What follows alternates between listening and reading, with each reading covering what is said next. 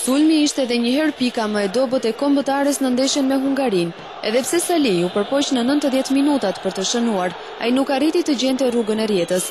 Shkodrani ka qenë i pasakt në 2-3 momente, por më pas është mbuluar mjaft mirë nga mbrojtësit hungarez, të cilët nuk e kanë lejuar thuajse asnjëherë të kishte një rast të vetëm me portierin Babosh. Hamdi Sali kishte thuajse gjithnjë pranë vetes 2 futbollistë dhe kjo bëri që taktika e trajnerit Ervin Kuman të ishte e suksesshme.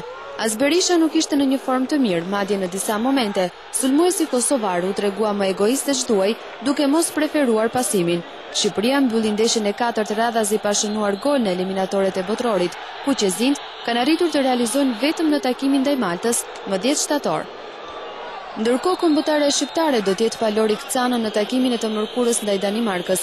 Mesfushori kosovar mori një karton të verdhë të kotë në fillimin e ndeshjes dhe kjo do t'i kushtoj pezullimin për sfidën në Kopenhagen. Në fakt, kartoni u duk i tepërt pasi ndërhyrja nuk ishte shumë e rëndë dhe për më tepër ishte faulli i parë. Lori Kcana ishte shumë nervoz në pjesën e parë dhe sipas tij kjo erdhi për shkak të vendimeve të çuditshme të arbitrit holandez Bjorn Kiepers. Mungesa e Canës shkakton një tjetër problem për Shqipërinë, duke parë se kapiteni i Marsejës është nga futbollistët kryesor të ekipit. Ai pritet të zëvendësohet në atë ndeshje nga Ervin Bulku.